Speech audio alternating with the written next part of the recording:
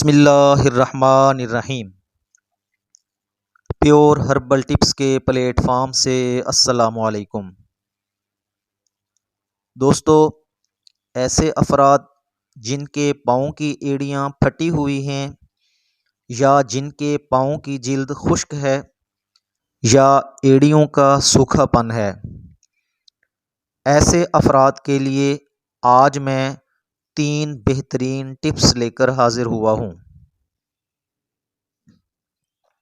دوستو، پہلی ٹپ یہ ہے کہ آپ ایک عدد خالی کپ لے لیں اور اس کے اندر 2 گولی ڈسپرین ڈال دیں اور پھر اس میں 3 بڑے چمچ پانی کے ڈال کر ڈسپرین کے گھل جانے کا انتظار کریں۔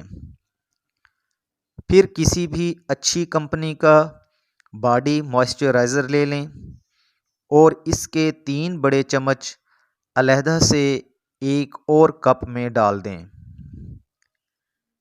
پھر پہلے سے موجود ڈسپرین والا پانی اس میں آہستہ آہستہ ملاتے رہیں اور چمچ سے ہلاتے جائیں تو یہ ایک بہترین کریم بن جائے گی۔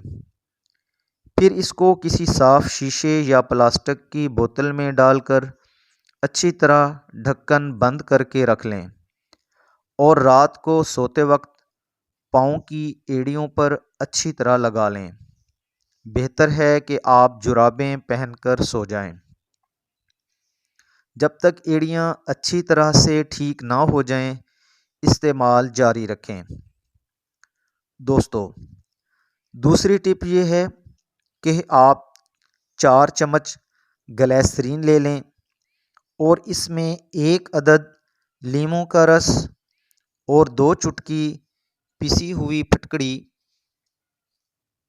ملا دیں اور رات سوتے وقت ایڑیوں پر لگا کر سو جائیں۔ دوستو، تیسری ٹپ یہ ہے کہ آپ ایک موم بتی لے لیں اور اس کو تقریباً 2 چمچ کے برابر کھرچ کر علیحدہ 1 کپ میں ڈال کر رکھ لیں اور پھر اس میں 2 چمچ سرسوں کا تیل اور 1 کیپسول وٹامن ای جو کہ میڈیکل سٹور سے ایویان کے نام سے مل جاتا ہے کو کھول کر اس میں مکس کر لیں۔ پھر علیحدہ سے ایک چھوٹے برتن میں تیز گرم پانی لے لیں۔ پہلے سے موجود گلیسرین مکسچر والا کپ اس گرم پانی والے برتن کے اندر رکھ دیں تو یہ کچھ ہی دیر میں پگھل جائے گا۔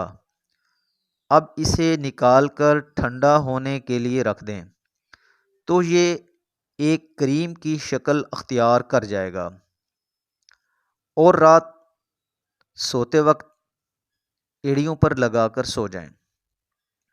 دوستو،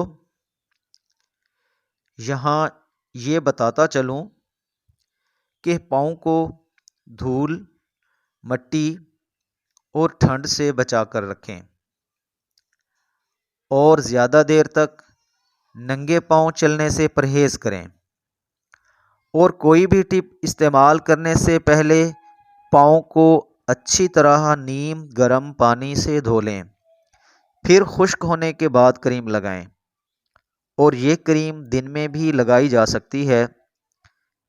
دن میں کریم لگا کر جرابیں پہنیں اور پھر بند جوتی ضرور پہنیں۔ ایسا کرنے سے آپ کے پاؤں کی جلد ٹھیک ہو جائے گی۔ دوستو، اس امید کے ساتھ کہ میری آج کی ویڈیو آپ کو اچھی لگی ہوگی، اس کو لائک اور شیئر ضرور کیجیے گا اور میرے چینل کو سبسکرائب کرنا مت بھولیے گا۔ اپنا خیال رکھیے گا۔ اللہ حافظ۔